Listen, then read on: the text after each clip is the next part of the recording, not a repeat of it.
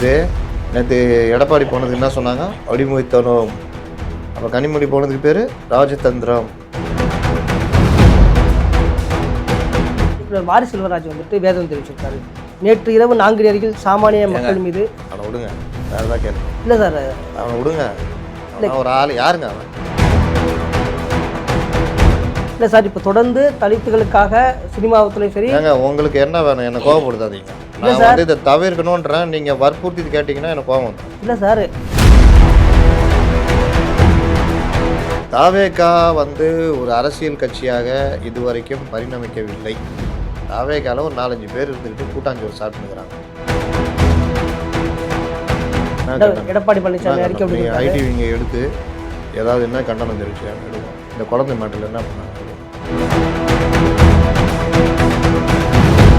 வைதபீபிள் நேயர்களுக்கு வணக்கம். நம்மோடு மூத்த ஊடகவியலாளர் திரு முத்தலிஃப் நம்மோடு இருக்கிறார். அவரிடம் பேசலாம். வணக்கம் சார். வணக்கம் சார். திமுக காங்கிரஸ் ஒரு வழியாக இழுபறியாகி கடைசியில் இன்றைக்கி முடிஞ்சதாக சொல்லப்படுது. இந்த இழுபறிக்கு இடையில் யார் சார் ஜெயிச்சிருக்காதுன்னு நினைக்கிறீங்க? காங்கிரஸ். எப்படி சார்? ஆனால் ராகுலை சோனியா தோக்கடிச்சிட்டாங்க. எப்படி சார்? ஆனால் காங்கிரஸ் ஜெயிச்சிச்சு. அதாவது ஆரம்பத்துலேருந்து நம்ம பார்க்குறோம் இவங்க காங்கிரஸை எப்படி லெஃப்ட் ஹேண்டில் டீல் பண்ணாங்க, எவ்வளோ அவமானப்படுத்தினாங்க. பீகாரில் தோற்று போனவுடனே ஒரு குழு அமைச்சிக்கிட்டு கைகட்டி சோடங்கர்லாம் வந்து நின்னார். சோடங்கர்லாம் மறக்கவே மாட்டார். இந்த ஒரு படத்தில் கமல்ஹாசன் சொல்லுவார்ல, நான் வந்து எங்கள் அப்பா கண்ணீர் விட்டப்போ எப்படி இருந்துச்சு தெரியுமா எனக்கு, அன்றைக்கி முடிவு பண்ண ஒன்று அப்படின்னு வர. அது மாதிரி சோடங்கர் அன்றைக்கி பீகார் எலெக்ஷன் முடிஞ்சு நாங்கள் வந்து நின்னப்போ நீ என்ன சொன்னேன்? பார்க்கலான்னு நீ அன்றைக்கி முடிவு பண்ண உனக்கு வச்சு செஞ்சுட்டார். அவருமே அவர் வச்சு செஞ்சார். என்ன நிம்மதி இல்லாமல் பண்ணிட்டார். ஒரு வாரம் 10 நாள். அப்போ சோடங்கர் எல்லாமே இது பண்ணுறப்போ விஜய் வந்து என்டிஏ கூட பேசியிருந்தார். காங்கிரஸுக்கு போக்கிடம் இல்லை. அதனால் இவங்க எங்கே போயிட போகிறப்போ அவ்வளோதான்ப்போ அப்படின்ற மாதிரி டீல் பண்ணிருந்தாங்க. திடீர்னு விஜய் அங்கே முறிச்சிக்கிட்டு தனியாக நிற்கிறேன்னு சொன்னோன்னே, ஏற்கனவே அவங்க தான் பேசி வச்சுருந்தாங்கல்ல, டக்குன்னு பேச்சுவார்த்தைங்க ஆரம்பித்தோடனே ராகுல் சொல்லிட்டாப்புல, ஏறி நில்லு பார்த்துக்கலாம் அப்படின்னு. 39 கொடுங்க. ஆமாம். அதுக்கப்புறம் சோடங்கருடைய ஸ்டைலே மாறிடுச்சு. செல்வ பிறந்தது நடுவில் மாட்டிக்கின்னு அப்படியே முடிச்சிக்கின்னு, ஐயோ நான் என்னண்ணா, ஐயோயோ தலைவரை இருங்க தலைவர் பேசிடுறேன், ஐயோ ஐயோ ஐயோன்னு உள்ளே உட்காந்து முந்தானத்து கூட பதட்டப்பட்டார் பாருங்க. அப்போ வரைக்குமே முடியல. கண்டிப்பாக முந்தா நாள் பதட்டப்பட்டார் தெரியுமா? அப்படிலாம் இல்லை. சோடங்கர் அப்படி சொல்லவே இல்லை. விஜய் கூட கூட்டணி, தாவேகா கூட கூட்டணி சொல்லவே இல்லை. யாரோட பேச்சுவார்த்தை நடத்தல. சோடங்கர் பின்னாடி நின்று சிரிச்சு நேக்கிறாரு. ஏன்னா அவர்கிட்ட உள்ளே சொல்லிக்கிறாப்புல, என்னன்னு, அண்ணா விடவே மாட்டோம், திமுக எங்கள் இதுக்கு வரலன்னா விடவே மாட்டோம், அண்ணன் சோடங்கர் சொல்கிற வழி தான் எங்கள் வழி, இப்படி தான் சொல்ல போகிறேன்னே அப்படின்னா சொல்லு பையா அப்படின்னு. இங்கே வந்துட்டு சோடங்கர் அப்படி பேசவே இல்லை. தாவேகா கூட சோடங்கர் பேசவே இல்லை. பேசுனான்னு சொன்னீங்கன்னா கேஸ் போடுவேன் அப்படி இப்படின்னாரு. சோடங்கர் நம்மகிட்ட சொல்லிட்டு வந்தால் சொல்கிறார் பண்ணி சிரிச்சினே இருந்தாப்புல. இங்கேருந்து டெல்லி போகிறவல்ல பார்த்துட்டு இருக்கிறாப்புல. அந்த பேட்டியை பார்த்து டிரான்ஸ்லேட் பண்ணி பார்த்தோன்னே காண்டாயிட்டார். அங்கே போய் இறங்கினோன்னா தாவேகா கூட தான் கூட்டணி, நாங்கள் வந்து தாவேகா வந்து பெரிய கட்சி, இளைஞர்கள் ரொம்ப பேர் இருக்கிறாங்க, எங்களை மதிக்கிறாங்க அப்படி இப்படின்னு மறுபடியும் உருட்ட ஆரம்பிச்சோன்னா பிரச்சனை ரொம்ப சீரியஸு. இதுக்கு நடுவில் தாவேகா காங்கிரஸ் சேருதுன்னா திமுகவுக்கு அது பெரிய ட்ராபேக்குன்னு தெரிய ஆரம்பித்தோம்னா கனிமொழி அனுப்பிச்சு தடவையாக பேசுகிறாங்க. இது நேற்று எடப்பாடி போனதுக்கு என்ன சொன்னாங்க? அடிமொழித்தனம். அப்போ கனிமொழி போனதுக்கு பேர் ராஜதந்திரம். இந்த மாதிரி உங்களுக்கு வந்து ரத்தம், எங்களுக்கு வந்து தக்காளி. ஆமாம். மறுபடியும் போயிட்டு அது ஒத்து வரல. மறுபடியும் எங்கள் பேச்சுவார்த்தை அதுன்னு அப்புறம் ஒரு குழு ஒன்று அமைகிற அன்றைக்கி மறுபடியும் கனிமொழி அங்கே அனுப்புகிறாங்க. அப்போவும் ராகுல் ஒத்துக்கல. எங்களுக்கு 35 சீட்டு வேணும், ராஜ்யசபா 20% உள்ளாட்சி தேர்தல், இது இதெல்லாம் தான் வாங்க, இல்லை நான் கிளம்புறேன் அப்படின்னு. இது என்னடா இது அப்படின்னு பேசுகிறாங்க. ஒன்றும் முடியல. இந்த நேரத்தில் தான் இது எதுக்கு ஆத்தா மகமாயி இருக்குது, ஆத்தா மகமாயை போய் பிடிப்போம், ராஜமாதா இவங்கெல்லாம் தேவையில்லைன்ட்டு நேராக போய் காலில் விழுந்தாங்க. ஆத்தா அருள் பாலித்து, ராகுல் நீ ஒதுங்கிக்கோ அப்படின்ட்டு இந்த கூட்டணிக்கு தலைவர் கார்கே, முடிவெடுக்கக்கூடிய அதிகாரம் கார்கேக்குன்னு கொடுத்துட்டாங்க. அப்போவே இங்கே எல்லோரும் ஜாலி ஆகிட்டாங்க. சிதம்பரம்லாம் படு ஜாலி. ஏன்னா 28 அவருக்கு முடியும் போது அப்படியே ரினியூல் பண்ணிக்கலாம். கண்டிப்பாக. உடனே இங்கே வந்தாங்க, பேசினாங்க. அப்போவும் வந்து 31, 28 அந்த 3 தொகுதி இடிக்க தான் செய்யுது. எப்போவுமே இவங்களுக்குள்ள 3 பிரச்சனையாக தான் இருக்கும் போல். அது அப்புறம் 2க்கு ஒத்துக்கிட்டாங்க. 20% பற்றி 2 பேருமே நினச்சி பார்க்கல போல். சிதம்பரம் ரூட் கிளியர் ஆயிடுச்சு. சிதம்பரம் ரூட்டு கிளியரு, செல்வ பந்துக்கே கிளியரு. இப்போ கொடுக்குற ராஜ்யசபா யார் கொடுக்க போகிறாங்கன்னு தெரியாது. செல்வ பிராந்திக்கு தான் ஒரு பேச்சு பீட்டர் அல்போன்ஸ் அண்ணா ரொம்ப வருஷமாக திமுக இருக்கிறேன், என்னண்ணா என்ன மறந்துடுறியா நான் அவரு. இல்லை, செல்வ பிராந்தி தான் கொடுக்க போகிறதா பேசிக்கிட்டு இருக்காரு. அதுதான் 2 சைடில் யாருக்கு வேணால் கொடுக்கலாம். செல்வப்பிரந்தியுடைய சேவையை பாராட்டி கூட கொடுக்கலாம். அதனால் அது ஒரு இது. அதனால் கஷ்டப்பட்டு கையில் காலில் விழுந்து காக்கா பிடிச்சி இந்த இது நாகேஷ் சொல்லாப்புல கையில் காலில் விழுந்து காக்கா பிடிச்சி நான் இது பண்ண அன்பே வாழ அந்த மாதிரி மகளோட நிச்சயதார்த்தத்துக்கு கூட வந்து வேலை பார்த்துருக்காரு இன்னைக்கு. அரே மகளோட நிச்சயதார்த்தம் இன்னைக்கு சாயந்தரம் இருந்தபோதும் கூட ஓவர் டைம் கூட்டணி வேலை பார்த்து இல்லை நிச்சயதார்த்தம் வந்து நிம்மதியாக இருக்காதுல்ல. சிஎம் தானே தலைமை தாங்குறாரு. அதனால் இன்றைக்கி பெரும் சந்தோஷத்துடன் கூடிய நிச்சயதார்த்தமாக செல்வ பிறந்தகை அவர்களுக்கு அமைந்திருக்கும். அங்கே நிச்சயதார்த்தத்தை கட் பண்ணிட்டு இங்கே நிச்சயதார்த்தத்தை சந்தோஷமாக கொண்டாடுறாப்புல. சார், இப்போ தாவேக்கா வந்து காங்கிரஸ் ரொம்ப எதிர்பார்த்துட்டே இருந்துச்சு. இப்போ தாவேக்காவோட மனநிலை எப்படி இருக்கும், அவங்களுடைய அரசியல் நகர்வு எப்படி சார் இருக்கும்? தாவேக்கா வந்து ஒரு அரசியல் கட்சியாக இதுவரைக்கும் பரிணமிக்கவில்லை. தாவேக்காவில் ஒரு 4-5 பேர் இருந்துக்கிட்டு கூட்டாஞ்சோறு சாப்பிட்டுனுக்குறாங்க. அதில் விஜய் அப்பப்போ வெளியே வந்துட்டு பிளாஸ்ட்டு அது இதுன்னு சொல்லிட்டு அவர் போயிடுவார், வீட்டுக்குள்ளே போய் ஒழிஞ்சுக்குவார். அப்போ இந்த மாதிரி இருக்கிற தாவேக்கா காங்கிரஸ் வந்தால் ஓரளவுக்கு கொஞ்சம் அரசியல் ரீதியாக பண்படுவார்கள் அப்படின்னு. என்டிஏ போனால் வேறு லெவல்னு பேசியிருந்தோம். என்டிஏ கூட கூட்டம் முடிச்சுக்கிட்டாங்க. அப்புறம் மீண்டும் காங்கிரஸ் கூட பேச்சுவார்த்தை நடத்தினாங்க. சரி, காங்கிரஸ் கூட வந்தாலும் இவர்களுக்கு லாபம் தான். திமுக அந்த இடத்துக்கு 3வது இடத்துக்கு தள்ளப்படும் நம்ம எதிர்பார்த்தோம். ஆனால் திடீர்னு இவர்களே அன்னை சோனியா காந்தி லெவலில் மூவ் பண்ணி காங்கிரஸை கிட்டத்தட்ட இழுத்து பிடிச்சி இவர் லவ்வை கொண்டு வந்து சக்ஸஸ் பண்ணிக்கிட்டாங்க. அப்போது இன்றைக்கி தனிமரமாக தாவேகா நிற்கிறது. இதில் என்ன கொடுமைன்னா தாவேகாவுக்கு வேட்பாளரை அமையலை. இவர்கள் வச்சுருக்க வேட்பாளர் எல்லாமே பார்த்திங்கன்னா இவர்கள் வந்து ஒரு வேட்பாளருக்கு இவ்வளோ அமௌண்ட்டுன்னு கேட்குறாங்க. இவர்கள் சிட்டிக்குள்ளேயே நிற்கிறாங்க தலைவர்கள் எல்லாம், அருண்ராஜை தவிர. அப்போ இவர்களும் சிட்டி விட்டு வெளியே போக மாட்டாங்க. எல்லாருக்குமே தேர்தல் பூசு. அப்போ இவர்கள் திமுகவும் எதிர்க்கணும், அதிமுகவும் எதிர்க்கணுன்றப்போ பெரிய சிக்கல். ஓட்டு மட்டும் வாங்கிட்டு அவங்களை ஜெயிக்க வைக்கிற வழியை பார்ப்பாங்கன்னு. அப்போ இந்த நேரத்தில் மீண்டும் தாவேகா என்டிஏவுடன் பேச்சுவார்த்தை நடத்தினால் அது கூடுதல் சிறப்பு. ஸ்டார்ட் பண்ணிட்டாங்களா இல்லை ஸ்டார்ட் பண்ணணுன்றீங்களா சார்? பண்ணணுன்ற பாஜகவுக்கு அப்படி ஒரு எண்ணம் இருக்குது. பேசுவோம், மறுபடியும் பேசுவோம் கூட்டணிக்குள்ளே. ஏன்னா எந்த காலம் முடிஞ்சிடல, ஒன்றும் தேர்தல் அறிவிக்கலை, எதுவுமே நடக்கலை, யாருக்கும் இன்னும் தொகுதியும் பிரிக்கலை. அதனால் மீண்டும் பேச்சுவார்த்தை நடத்தி வாங்க, ஒரு 50 சீட்டோடு கொடுக்குறோம். சார், இப்போ என்டிஏ கூட்டணிக்குள்ள அதிமுக பாஜக கிட்டத்தட்ட தொகுதி பங்கீடுலாம் முடிஞ்சிருச்சுன்ற மாதிரிலாம் சொல்லப்படுது. 25 உள்ள வந்தால் இவங்க சிக்கலாகுங்களா சார்? 25 தொகுதின்னு வச்சுக்கோங்க. 25ல் 20 பாஜக ஜெயிக்கும்ன்றது நிச்சயம் கிடையாது. கண்டிப்பாக 20 ஜெயிக்கிற மாதிரி வாய்ப்பு கிடைச்சா லாபம் தானே. தாவேகா அங்கே போனால் வெற்றி சதவீதம் 90% ஆகிடும். தாவேகா இல்லாத என்டிஏன்னா 60%, 50% வெற்றி வாய்ப்புன்னு வச்சுக்கோங்க. அப்போ 60%னா 25 சீட் நிற்கிறீங்கன்னா 17 சீட்டோ 12 சீட்டோ எவ்வளோன்னு சொல்ல முடியாது நிச்சயமாக. ஆனால் தாவேகா போயிட்டா 25 கூட தேவையில்ல, 20 சீட் நின்னால 18லேருந்து 20 அடிச்சிடலாம் அலை. அப்போ அதுதானே லாபம். அதே மாதிரி இவர் அன்புமணி இருக்கார், 17 சீட்டு, 10 சீட்டு ஜெயிச்சா அவருக்கு லாபம்தான். கண்டிப்பாக அவர் கட்சி தான் உண்மையான பாமகன்னு ஆகிடும், அங்கீகாரம் உங்களுக்கு பிரச்சனை இல்லாமல் போயிடும். இப்போ தாவேகா வர்றதுனால 15 சீட்டு தாங்க உங்களுக்குன்னா 15 ஜெயிக்கிற மாதிரி இருந்தால் பர்சன்டேஜும் ஏறும். கண்டிப்பாக ஒவ்வொரு தொகுதியிலையும் 1 லட்சம் வாங்கி ஜெயிக்கிற இடத்துல 1.5 லட்சம் வாங்கி ஜெயிச்சா அது அவங்களுக்கு லாபம். வாக்கு சதவீதம் கூட்டிகிட்டே இருக்கும். டிடிவி 7 தொகுதி, 7ல் 4 ஜெயிக்கிற மாதிரி இருக்குது. ஆனால் 5 வாங்கிக்கிங்க. அப்போ 5 15 20 20 20 40, இவங்க ஒரு 50 90, மற்ற எல்லாம் ரெட்டையில் 90 144. சூப்பராக இருக்கும்ல. கண்டிப்பாக இதை மாதிரி ஒரு இதுக்கு போனாங்கன்னா இல்லை 45 கொடுத்து 149 190 144 90 85 149 நின்னாங்கன்னா அதில் 119 ஜெயிச்சா கூட ஏடிஎம்கேக்கு லாபம் தானே. நிச்சயம். அப்போ அந்த மாதிரி விவகாரங்களில் உங்களுக்கு ஒரு பேச்சுவார்த்தை மறுபடியும் ஸ்டார்ட் ஆகுது. நாங்கள் இன்றைக்கி இருக்கிற நிலமையில், ஏன்னா இவர் இன்னும் கோபத்தில் இருக்கார், இவர் வாழ்க்கையிலேயே குண்டத்துக்கு போட்டாங்க, அது ரொம்ப வருஷமாக ஓடி நிற்குது.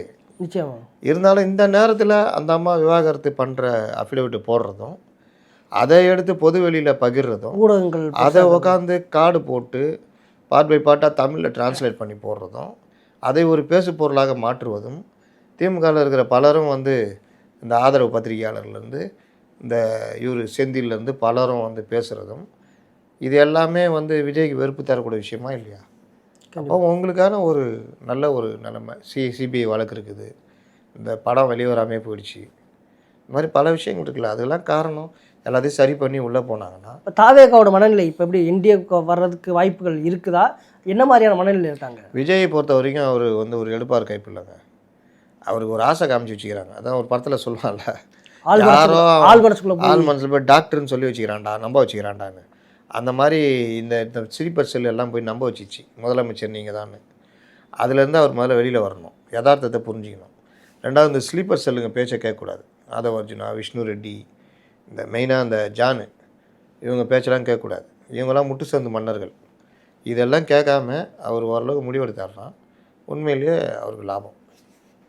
சார், இப்போ நாங்குநேரியில் ஏற்கனவே தென் மாவட்டங்களில் இந்த ஜாதிய ரீதியான கொலைகள் வந்து அதிகமாகிட்டே இருக்கிற குற்றச்சாட்டு இருக்குது. நாங்குநேரியில் கிட்டத்தட்ட ஒரு 8 பேரை வெட்டியிருக்காங்க. அதில் 6 பேர் மருத்துவமனையில் கவலைக்கிடமாக இருக்காங்க. 2 பேர் மரணம் அடைஞ்சிருக்காங்க. தொடர்ந்து இது போன்ற மரணங்கள் அந்த திமுக அரசு மீது இருக்கக்கூடிய இந்த காவல்துறையினுடைய செயல்பாடுகள் குறித்து ஒரு கேள்விக்குறி இருந்துகிட்டே இருக்குது. அதே போல் போதையின் காரணமாக தான் அந்த கொலை நடந்ததாக சொல்லப்படுது. எப்படி சார் பார்க்குறீங்க? உண்மையிலேயே தேர்தல் நெருக்கத்தில் திமுகவுக்கு இது போன்ற செயல்கள் எல்லாமே ஒரு மைனஸாக தானே அமையும்? போதையின் வெளியில் பண்ணான்னு வச்சுக்கிட்டாலும், காவல்துறை எப்படி சொன்னாலும், இன்றைக்கி வந்து போதைன்றது வந்து எந்த அளவுக்கு ஒரு மோசமான ஒரு விஷயமாக மாறிக்கிட்டு வருது பாருங்கள். அவர்களுக்கு காவல்துறையை பற்றி பயம் இல்லை, சமூகத்தை பற்றி பயம் இல்லை, எதை பற்றியும் பயம் இல்லை. அவர் நாட்டில் ஒரு 8-9 பேர் சேர்ந்துக்குவாங்க. அவங்க காவல்துறை சொல்கிற மாதிரியே போதை அடிச்சுட்டு நீங்கள் அவங்க பைக் எடுத்துகிட்டு போய் பெட்ரோல் பாம்பு வச்சு அடித்து, திட்டமிட்ட கூட தானே அது, கண்டிப்பாக திட்டமிட்டது அடித்து, அப்புறம் கண்ணில் படுறவங்களாம் வெட்டி ஒரு வட இந்திய தொழிலாளியும் உயிர் போயிருக்கு. அப்போ இந்த மாதிரி விவகாரங்கள் எல்லாமே சட்டம் ஒழுங்குடைய ஒரு பிரதான விஷயம். பயமே இல்லை. நம்ம இதெல்லாம் பண்ணால் நமக்கு இப்போல்லாம் எதுவுமே கிடையாதுல்ல. மரண தண்டனைன்னே ஒன்று கிடையாது, நீண்ட கால இதுவும் கிடையாது. இப்போ 6-7 பேர் கைதாகுவாங்க, அப்புறம் ஜாமீனில் வந்துடுவான். அதே ஒரு அடையாளமாக வச்சுக்குவோம். 8 கொலை இவர் மேலே இருக்குது, இவர் மேலே 3 கொலை கேஸ் இருக்குதுன்னு. என்றைக்காவது ஒரு என்கவுண்டர் நடக்கும். மற்றபடி அவன் வந்து வெளியில் சுற்றிட்டு ஒரு கொலைன்றது 8 கொலை, 16 கொலை முயற்சி, இப்படி தானே இருக்கும் வழக்கு விவரம் பார்த்தீங்கன்னா. ஆள் கடத்தல். இப்போ அந்த 7 பேரை இப்போ பிடிச்சிருக்காங்க. இனிமேல் விசாரணையில் என்ன ஏதுன்னு தெரிய வரும். ஆனால் நீங்கள் பார்த்தீங்கன்னா இந்த மாதிரி விவகாரங்கள், சட்டம் ஒழுங்கை இது பண்ணுறது, இது எல்லாம் வந்து எனக்கு என்னென்னு போகிறதோட விளையாதான் இருந்தால் 2 வயது குழந்தை பாலியல் பலாத்காரம் செய்யப்பட்டு கொல்லப்பட்டு அதில் ஒரு திமுககாரர் மாட்டிக்கிறாரு. இந்த இன்றைக்கி ஒருத்தர் ஃப்ளைட்லேயே சிலிம்சம் பண்ணி புகார் கொடுத்து இப்போ அவர் அரெஸ்ட் பண்ணியிருக்காங்க. இப்படி தான் போய்கிட்டு இருக்குது பெண்கள் குழந்தைகள் பாதுகாப்பு. ஸோ கொஞ்ச நாளைக்கு முன்னாடி கூட சபாநாயகர் அப்பாவை என்ன சொன்னாங்கன்னா, தென் மாவட்டங்களில் அப்படி ஜாதி ரீதியான மோதல்கள் நடக்கலை அப்படின்ற மாதிரியான இதுன்னு இருக்காரு. இங்கே வந்து தலித்துகளுக்கான அந்த வன்கொடுமை தடுப்பு சட்டத்தை வந்து தனி சட்டம் ஏற்றணுன்ற ஒரு கோரிக்கையும் போய்கிட்டே இருக்குது. ஆனால் இதையெல்லாம் திமுக அரசு செய்யாமல் தள்ளி போட்டுகிட்டே இருக்குது. ஆனால் ஒரு பக்கம் சமூக நீதி பேசுகிறோம், தலித்துகளுக்கான சமூக நீதிக்கான ஒரு ஆட்சின்னு சொல்லிட்டு ஒரு பக்கம் சொல்லிட்டு இருக்காங்களே சார். அதாவது தலித்துகளுக்கான தனி வன்கொடுமை தடுப்பு சட்டம்ன்றது இருக்குது. பிசிஆர் ஆக்ட் போடுறாங்களா, அதுதான் இருக்குது. ஆணவ கொலைகளுக்கு எதிரான தனிச்சட்டம் அது வந்து கேட்குறோம்.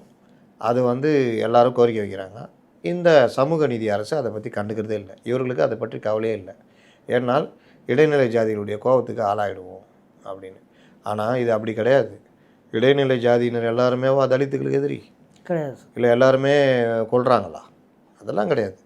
அப்போ இந்த மாதிரி கொலைகாரர்கள் இவர்களுக்கு எதிராக தனிச்சட்டம், நீங்கள் வந்து ஆணவ கொலை, ஜாதி மறுப்பு திருமணம் பண்ணுறவங்க, இல்லை வேறு ஏதாவது காரணத்துக்காக நீ இதை மையப்படுத்தி கொலை பண்ணால் மற்ற கொலை சம்பவங்களோட இதை கடுமையாக பார்ப்போம், குண்டர் சட்டம் பாயும், தண்டனைகள் கடுமையாக இருக்கும் அப்படின்றதுனா பயம் இருக்கும் சமூகத்தில். கொஞ்சம் பண்ணுறோன்னு யோசிப்பான்.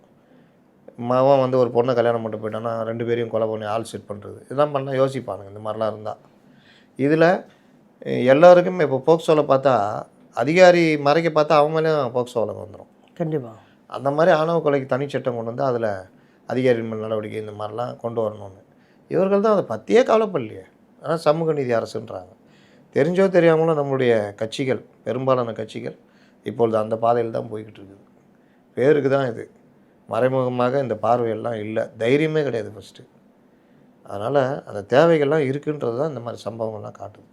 தொடர்ந்து இப்போ எதிர்க்கட்சிகள் இது எல்லாத்தையுமே கண்டிச்சுக்கிட்டு இருக்காங்க. குறிப்பாக வந்து விஜய் அவர்கள் மீது ஒரு விமர்சனம், பொதுவாக சமூக பிரச்சனைகளுக்கு குரல் கொடுப்பதில்லைன்னு சொல்லிட்டு. ஆனால் இந்த விஷயத்தில் வந்து ரொம்ப சீக்கிரமாகவே குரல் கொடுத்துருக்காரு. ஒரு தனி டிஜிபின்றது இல்லாதன்றது ஒரு பெரிய பிரச்சனையாக இருக்குது. முதல்வர் தூக்கத்தில் இருக்காரா அப்படின்ற மாதிரியான கேள்விகள்லாம் விஜய் அவர் முன் வச்சிருக்காரு. உண்மையிலே பாராட்டணும். இதை தான் நம்ம அடிக்கடி கேட்குறது. அதுவும் நாங்குநேரி பிரச்சனை உடனடியாக விஜய் போன்றவர்கிட்ட வந்து அறிக்கை வர்றதுன்றது வந்து நீங்கள் தென் மாவட்ட இளைஞர்கள் மத்தியில் விஜய் அறிக்கையை இப்போ கேட்குறான் பார்க்குறான்னு வச்சுக்கோங்க. அவனுக்கு இந்த மாதிரி ஒரு சம்பவம் நடந்தது, விஜய் கண்டிக்கிறது தெரியும். ரெண்டாவது, இது எவ்வளோ மோசமான ஒரு சுச்சுவேஷனில் நாடு போய்கிட்டு இருக்குதுன்னு அவருக்கு புரியும். மூணாவது, இந்த மாதிரி விஷயங்களை தவிர்க்கணுன்றது அவனுக்கு தெரியும். இந்த மாதிரி அதுக்காக தான் சொல்கிறது, தலைவர்கள் நல்ல வழியை இது பண்ணுறது, சம்பவங்களை சுட்டி காமிச்சு கண்டிக்கிறது, இதெல்லாம் இருந்தால் தொண்டர்கள் அதில் பயிற்சி ஆகும். அந்த வகையில் விஜய் இன்றைக்கி அதை பண்ணியிருக்காரு. ஒரு வேளை இந்த அவருடைய சொந்த விஷயத்தில் ஒரு முடக்கமாக இருக்காரோன்னு கூடாது அப்படின்றதுக்காக உடனடியாக ரியாக்ட் பண்ணாரா, இல்லை தேர்தல் நேரன்றதுனால உடனடியாக ரியாக்ட் பண்ணாரா, இல்லை ரியாக்ட் பண்ணுன்றதுக்காக ரியாக்ட் பண்ணாரா தெரியல. ஆக மொத்தத்தில் வரவேற்க வேண்டிய ஒரு விஷயம். கண்டிப்பாக தான். இன்னொரு கண்டனமும் வந்திருக்கு. அதில் குறிப்பாக வந்துட்டு இயக்குனர் மாரி செல்வராஜ் வந்துட்டு வேதம் தெரிவிச்சிருக்காரு. நேற்று இரவு நாங்குநேரியில் சாமானிய மக்கள் மீது. அவனை விடுங்க, வேறு ஏதாவது கேளுங்க. இல்லை சார், அவனை விடுங்க. அவன் ஒரு ஆள். யாருங்க அவன்? இல்லை கேட்டேன் சார். இல்லை அவன் யாரு? இல்லை அவரோட கேள்வியை முன் வச்சு யாருங்க? இல்லை சார், அவரோட கண்டனத்தை நான் முன் வைக்கிறேன். எனக்கு மாரி செல்வம் யாருன்னே தெரியாது. இல்லை அவர் என்ன சொல்கிறாருன்னா, சாமானிய மக்கள் மீது சமூக விரோத சில நிகழ்த்தியிருக்கும் கொலைவெறி தாக்குதல் பெரும் வேதனையும் மன உளைச்சலும் ஏற்படுத்துகிறது. வன்முறையற்ற சமூக பிளவுகளற்ற தமிழகத்திற்கான நம்பிக்கையும் உத்தரவாதத்தையும் உருவாக்குமாறு தமிழக அரசை கேட்டுக்கொள்கிறேன் இருக்காரு. இது சொன்னால் ஒரு படம் எடுப்பார், அதில் காசு பார்த்துட்டு போயின்னு இருப்பார். வேலையை பாருங்கள், வேறு ஏதாவது கேள்வி கேள்வி. இல்லை சார், ஏதாவது கண்டனங்கள் கூட இல்லை சார். வேணாங்க, எனக்கு மாரி செல்வராஜும் ரஞ்சித்தும் எனக்கு தேவையில்லை. அரசியல்வாதிகள் யாராவது இருந்தால் கேளுங்க. இல்லை சார், இப்போ தொடர்ந்து தலித்துகளுக்காக சினிமாவத்துலையும் சரி. ஏங்க உங்களுக்கு என்ன வேணும்? என்னை கோவப்படுத்தாதீங்க. நான் வந்து இதை தவிர்க்கணுன்றேன். நீங்கள் வற்புறுத்தி கேட்டிங்கன்னா எனக்கு கோவம் வந்துடும். இல்லை சார், இப்போ இவங்க வந்து சமூகத்தில் தலித்துகளோருக்கான பிரதிநிதிகளாக காட்டப்படுறாங்க. ஏங்க அது தேவையில்லை. நான் தான் சொல்கிறேன், அவர்கள் வேஷதாரிகள், இவர்களை பற்றி எனக்கு வேணாம். அதனால் விட்டுருங்க. அந்த கேள்வியை கேட்காதீங்கன்னு சொன்னால் கேட்காதீங்களா? ஏன் கேட்குறீங்க? இல்லை சார், ஒரு அரசு கண்டனம் தெரிவிச்சிருக்காங்களா சார்? அது தெரிவிட்டோம், நல்ல விஷயம், போங்க வேறு. இல்லை, ஆனால் இந்த கண்டனத்தை எப்படி பார்க்குறீங்கன்னு கேட்குறேன். நல்லா பார்க்குறேன், 2 கண்ணால் பார்க்குறேன். வேறு இல்லை, ஏன் இவர்களுடைய கருத்துக்களை ஏன் நீங்கள் பெருசப்படுத்துறது இல்லைன்னு கேட்குறாங்க. எனக்கு எதுக்குன்றேன் சார். அவங்களும் இந்த சமூகத்தில் இருக்காங்க. தோழமை கட்சிகளாக இருக்கிற அரசியல் கட்சிகள், சிபிஎம், சிபிஐ, விசிகா, மற்ற கட்சிகள் இந்த விவகாரத்தில் என்ன கருத்து சொல்கிறாங்க, ஏன் மௌனமாக இருக்காங்க, இதுதான் இங்கே கேட்க வேண்டிய கேள்வி. இதெல்லாம் மின்னல் நட்சத்திரம் மாதிரி வரும் போவோம். இல்லை, அப்படி சொல்லாதப்ப இவங்க கருத்து சொல்கிறதும் பாராட்ட வேண்டிய. பாராட்டிங்க, நல்ல விஷயம், பாராட்டிங்க. ஒரு லெட்டர் எழுதுங்க, தந்தி அடிங்க, ஃபோன் பண்ணி பேசுங்க. என்ன இப்போ மாரி செல்வராஜ் என்ன பண்ணால் எனக்கு என்னங்க? கூட இருக்கிற கூட்டணி கட்சிகள் வாயை மூடிக்கிட்டு இருக்கிறான், வாயை திறக்க மாட்டேங்கிறான். அதை தான் கண்டிக்கணும். தேர்தல் நேரத்தில் கூட சொரணம் வர மாட்டேங்குது. இது எப்படி ஒரு பிரச்சனையை மாறிக்கிட்டு இருக்குன்றது ஏன் கேட்க மாட்டேங்கிறாங்கன்றது தான் நம்முடைய கேள்வியாக இருக்கணும். மாரி செல்வராஜ் சொன்னார், நயன்தாரா சொல்லிச்சின்றதெல்லாம் எனக்கு எதுக்கு? அது தேவையில்லாத விஷயம். அவர் இன்றைக்கி சொல்லுவார், நாளைக்கு எங்கேயா போயிடுவார். இதை வச்சு வியாபாரம் பண்ணிருப்பார் படம் எடுத்துக்கின்னு. மாமன்னன் படம் எடுத்தார்ல, யாரை வச்சு எடுத்தார்? உதயநிதி. அவர் என்ன சமூக நீதி காவலரா? அவர் சும்மா அந்த சினிமாக்காரங்களை வச்சு என்கிட்ட கேட்காதீங்க, அதை வச்சு உருட்டாதீங்க சார். இப்போ நீங்கள் ஏற்கனவே சொன்ன மாதிரி சமீபத்தில் ஒரு 2 வயது பச்சிளம் குழந்தை வந்துட்டு பாலியல் வன்கொடுமை காலப்பட்டு அதே ஒரு திமுக பிரமுகர்கள் சம்மந்தப்பட்டிருந்தார். இந்த இண்டிகோ விமானத்தில் கூட பணிப்பெண்ணை கூட ஒரு திமுக கவுன்சிலர் வந்துட்டு இருக்கார். தொடர்ந்து இது போன்ற செயல்கள் வந்து நடந்துக்கிட்டு இருக்கு. ஆனால் திமுக கட்சி சார்பாகவும் இந்த நடவடிக்கையும் பெருசாக எடுக்கப்படுறதில்ல, அரசு சார்பாகவும் பெருசாக இந்த நடவடிக்கை எடுக்கப்படுறதில்ல. மக்கள் இவங்க எப்படி சார் பார்ப்பாங்க? ஏன்னா தேர்தல் வரக்கூடிய நேரத்தில் இது போன்றது வந்து எப்படி சார் பார்க்கப்படுது? மக்கள்கிட்ட கொண்டு போனால் தானே பார்ப்பாங்க. 2 வயது குழந்தை விவகாரத்தை எத்தனை மீடியாக்கள் பேசிச்சு, எத்தனை இது எழுதினாங்க. அன்றைக்கி தான் விஜய் மேட்டரை கொண்டு வந்துட்டு பெருசாக சங்கீதாக்கு நியாயம் கிடைக்கலன்னு பொங்குனாங்க. மாதர் சங்கங்கள் அறிக்கையெல்லாம் விட்டாங்க. இதே மாதர் சங்கம் அந்த 2 வயது குழந்தைக்கு ஏன் வருத்தப்படல, ஏன் கேட்கல? எத்தனை ஊடகங்கள் இதை பேசு பொருளாக்குச்சு. இதே மாரி செல்வராஜ் என்ன பண்ணார்? அது மட்டும் சமுதாயத்தில் இது கிடையாதா? அது என்ன உங்கள் இதுக்கு மட்டும் வந்தால் மட்டும் தான் பொங்குவீங்களா? பொங்குறதுல எங்கள் சமுதாயத்துக்கு பொங்குவோம், பொதுவான விஷயங்களுக்கு பொங்க மாட்டோன்னு எதாவது இருக்குதா? இதனால தான் கண்டிக்கிறேன் நான். பொங்குனா மொத்தமாக பொங்கணும், இல்லை பொத்திட்டு கம்முன்னு ஓரம் போயிடணும். அப்போ அந்த குழந்தை விஷயத்தில் விட்டுட்டு இந்த மாதிரி விஜய்க்கு தான் பெரிய ஒரு விஷயம் நடந்த மாதிரி விஜய் சொந்த பிரச்சனை தூக்கிட்டு ஓடியாந்தாங்க. இன்றைக்கி ஒரு சம்பவம் நடந்திருக்குது. இது எல்லாமே இன்றைக்கி ஊடகங்கள் என்ன பண்ணோம், இந்த ஒரு 2000 கொடுக்குறது, நலிவுற்ற இன்றைக்கி தான் அவருக்கு தெரிஞ்சிச்சு நலிவு கட்டுறது. மற்றதெல்லாம் மற்ற இந்த 5 வருஷமாக அவருக்கு தெரியல. 2000 போடுவார், அது வந்து போகும். அதனால் இதை பற்றி கேட்க வேண்டிய, இதை பண்ண வேண்டிய தோழமை கட்சிகள் கண்டிக்கிறதே இல்லை. இவர்களுடைய முகத்திரை கிழிக்கப்படும் இந்த தேர்தலில். இதை இன்னொன்று சொல்கிறேன், இந்த மாதிரி விவகாரங்களை பெரிதுபடுத்தி ஒரு பேசு பொருளாக மாற்ற வேண்டிய வேலை பாஜகவுக்கும் அதிமுகவுக்கும் உண்டு. செய்கிறார்களா? செய்யலன்னு சொல்ல வரீங்களா? வேற என்ன, செய்யறதே கிடையாது. இல்லை சார், தொடர்ந்து அதிமுக ஐடி விங்கெலாம் செயல்பட்டுக்கிட்டு இருக்கு, கண்டனங்கள் தெரிவிக்குது. எடப்பாடி பழனிசாமி அறிக்கை விட்டு ஐடி விங்கை எடுத்து ஏதாவது என்ன கண்டனம் தெரிவிச்சான்னு எடுங்க. இந்த குழந்தை மேட்டரில் என்ன பண்ணாங்கன்னு எடுங்க. ஏதாவது ஒரு கார்டு மாதிரி போட்டு இந்த மேட்டர் ஏதாவது பெருசாகிருக்காங்கன்னு சொல்லுங்கள். நாங்குநேரி மேட்டர் ஒரே நாங்குநேரின்னு வச்சு சுற்றின்னு இருக்கிறீங்க. அது ஒன்று தான் இதுவா? நேற்று இன்றைக்கி நடந்தது எத்தனை விஷயங்கள் இருக்குது. எதிர்க்கட்சியும் சரியாக செயல்படணும்னு சொல்ல வரீங்களா? செயல்படுறதே கிடையாது. பிரதமர் ஊர்லேருந்து வராரு, இங்கே வந்து பேச வராரு. அவருக்கு நல்ல விஷயம் எவ்வளோ சப்ஜெக்ட் கொடுத்தா பேசுவார்.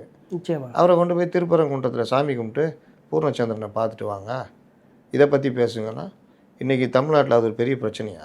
அன்றைக்கி வந்தப்போ அது ஒரு பிரச்சனை. அந்த பிரச்சனையுடைய அடிநாதமே வேறு, அதையும் விட்டாச்சு. இதுதான் பெரிய பிரச்சனை மாதிரி பேசிட்டு சுற்றின்னு இருக்காங்க. இங்கே இருக்கிற ஊழல் முறைகேடுகள் என்னென்ன நடக்குது எதாவது பேசுகிறாங்களா? KN துறையில் எவ்வளோ மக்கள்கிட்ட கொண்டு போய் சேர்த்தாங்க சொல்லுங்கள். சமீபத்தில் சொல்கிறேன், KN டிபார்ட்மெண்ட்டில் 3 இது நடந்தது. கோர்ட்டு பிரச்சனையிலேருந்து எல்லாம் இருக்குது. எத்தனை விஷயத்த பிரித்து என்ன நடந்திருக்கு அப்படின்னு கார்டோ மற்றதோ போட்டு கொண்டு போய் சேர்த்தாங்க சொல்லுங்கள். இன்றைக்கி கூட நடந்திருக்குது. இவ்வளோ நாள் வேணும்னா அப்படி சும்மா இருந்துட்டு டெஃபர்மெண்ட் கேஸ் வந்த உடனே நாங்கள் சீராய்வு மனு போட போகிறோன்னு ஒரு பதில் உச்சநீதிமன்றம். ஏன்னா அது வரைக்கும் கம்முன்னு இருக்கணும், வந்தோடனே நோட்டீஸ் அனுப்பிச்சோன்னா நாங்கள் சீராய்வு மனு போட போகிறோம் அப்படின்னு. அப்போ உச்சநீதிமன்றம் ஏற்கனவே கேவிட் போட்டிருக்காங்க. அப்போ இந்த விஷயத்தை போட்டு வெளுக்கணுமா வேணாவா? இதை பற்றியெல்லாம் பேசுறது கிடையாது, எழுதுறது கிடையாது, எதுவுமே கிடையாது. சும்மா போகிற போக்கில் இல்லாட்டி தலைவர்கள் அறிக்கை தூக்கி போட்டு விடுறது, இல்லாட்டி புரியாத ஒன்றை போட்டு ஏதாவது ஒரு ஹேஷ்டேக் போடுறது. ஸ்டாலின் பொய் மேலே பொய் சொல்கிறாரா இல்லையா டெய்லி பிரச்சாரத்தில்? அதெல்லாம் என்ன போட்டு வெளுக்கிறாங்க? ஆமாம், பெண்களுக்கு பாதுகாப்புன்றாரு, நீங்கள் வன்கொடுமை நடந்துக்கிட்டு தானே இருக்குது. என்ன போட்டு வெளுக்கிறாங்க? என்ன பழைய விஷயங்களை கொண்டு வராங்க? இன்றைக்கி ஆட்சியை கூட விட்டுருங்க, 2006-11 நடந்ததெல்லாம் எடுத்து போட்டால் தானே தெரியும். கண்டிப்பாக என்ன எடுத்து பண்ணுறாங்க? ஐடிவிங்கன்னா ஐடிவிங்களுக்கு எல்லாம் 25-30 என்ன தெரியும்? அதுக்கு ஹேஷ்டேக் எப்படி போடணும்னு தெரியும், இல்லாட்டி ஏதாவது கார்டு போட தெரியும், அவ்வளோதானே. பொலிட்டிக்கலாக என்ன அடிக்கணும், எதை தொட்டால் மக்கள்கிட்ட போய் சேரும், என்ன பண்ணுறாங்க? அதுக்கு மேலே பாஜக இந்த காதணி விழான்ற விஷயங்கள்லாம் கரெக்டாக பண்ணிட்டு தான் இருக்காங்க. காதணி விழாக்கு திருப்பிட்டு அடிச்சாங்களே தெரியும், சட்டசபையில் இதெல்லாம் பண்ணுறதெல்லாம் விஷயங்கள். வேற என்ன காதணி தவிர வேற என்ன? அது போன்ற வேற சொல்லுங்க. காது குத்து விழா வேற ஏதாவது சொல்லுங்க, அதுக்கு பிறகு சொல்லுங்க. இல்லை, அம்மா காது குத்து அம்மாவோட நலத்திட்டங்கள் வந்து பெண்கள் அதை வெல்லும் தமிழ் பெண்களில் அம்மா தான் எல்லாமே பண்ணாங்கன்னு சொல்லிட்டு அவங்க ஒரு இது ட்ரெண்ட். தமிழ் பெண்கள் எப்போ நடந்துச்சு அந்த நிகழ்ச்சி? இல்லை, அதுக்கு வந்து அவங்க எதிர்வினை ஆட்டிட்டு தான் இருந்தாங்க. அது எப்போ நடந்துச்சு? 3 மாதம் இருக்குமா? ஆமாம். அன்னைக்கு எதிர்வினை ஆட்டுறதுனா போதுமா? 3 தேர்தல் அறிக்கை கொடுத்தாரு, எத்தனை திட்டங்கள் சொல்லியிருக்காரு, நல்ல திட்டங்கள். கண்டிப்பாக அதில் எத்தனை விஷயத்தை மக்கள்கிட்ட கொண்டு போய் சேர்த்தாங்க? 3 கட்ட சிறுபான்மை மக்கள் வாக்குகளே உங்களுக்கு இல்லைன்னு வருது. சிறுபான்மை பெண்கள் கல்வி தொடங்க வட்டியில்லா கடன் கொடுக்குறேன்னு அவர் அறிவிக்கிறார். சுயதொழில் தொடங்க எத்தனை சிறுபான்மை மக்கள்கிட்ட கொண்டு போய் சேர்த்தீங்க? 3 சிலிண்டர் இலவசம்னு அறிவிக்கிறாரு. எத்தனை சிறுபான்மை எத்தனை மக்கள்கிட்ட கொண்டு போய் சேர்த்தீங்க? எத்தனை விஷயங்கள் அவர் அறிவிக்கிறாரு. 3 கட்ட அவர் மட்டுமே போராடினா போதுமா? பாஜக என்ன பண்ணுது? பாஜக திட்டங்கள் எல்லாம் கொடுக்கவே மாட்டேங்கிறாங்க, ஏமாத்துறாங்க, நிதியே தரமாட்டேங்கிறாங்கன்றாரு. ஜிடிபியில் நாங்கள் தான் நம்பர் 1ன்றாரு. அது என்ன வகையான ஜிடிபி?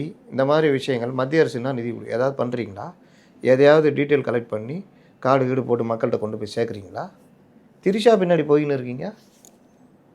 இப்போ வந்துட்டு திரிஷா பற்றி நாங்கள் அன்றைக்கி சொன்னோம், பாத்தியா இப்போ அன்றே கணிதா அப்படின்னு சொல்லிட்டு, இது சாதனையா? இது போய் இந்த சினிமா பத்திரிகையில் போய் எழுத சொல்லுங்கள், கரெக்டாக இருக்கும். அரசியல்வாதியாக இருந்துட்டு தேசிய கட்சியுடைய மாநில தலைவராக இருந்துக்கிட்டு இதெல்லாமா பண்ணுவாங்க? அதனால் இது எல்லாமே வந்து தேர்தலுக்கான நடைமுறையாக நான் பார்க்கல. ஏதோ எங்கள் வீட்டுக்காரன் கச்சேரிக்கு போகிறான்ற மாதிரி நாங்களும் தலைவர்களாக இருக்கிறோம், போகிறோம் வர்றோம், அப்படியே போவோம். தானா அந்த அலையில் கலையில் ஜெயிச்சிட்டா நாங்கள் ஆற்றிய சீரிய பண்ணின்னு உருட்டிக்க வேண்டியதான். தோத்துட்டா அவங்க வந்து பயங்கரம்.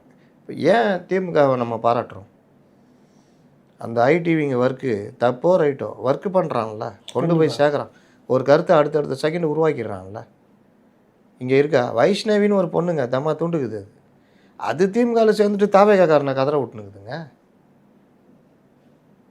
உட்காந்து அது கருத்து சொல்லுனுக்குது, கருத்து கந்தசாமி மாதிரி. அதுக்கு உட்காந்து இன்னும் பதில் சொல்லுனுக்குறாங்க. இதான் நிலமை. இந்த டெக்னிக் இருக்குல்ல, அது திமுகட்ட மட்டும்தான் இருக்கும். அப்போ அவங்களோட நாளைக்கு அவங்க யோசிக்கிறாங்க, நாளைக்கு யோசிக்கணும். நீங்கள் ஒன்றும் போன மாதத்தில் என்ன சொன்னீங்க, வெல்லும் தமிழா? இன்னும் வெல்லும் தமிழில் தான் இருக்கிறீங்க. அவங்க நலிவுற்ற பெண்கள்னு வந்துட்டாங்க, இது வரைக்கும் வந்துட்டாங்க. புரிஞ்சுக்கிங்க, இதுதான் நிலமை. நிச்சயமாக சார், உங்களோட நேரத்தை ஒதுக்கி உங்களோட கருத்துக்களை பண்ணிட்டு இருக்கு. ரொம்ப நன்றி சார்.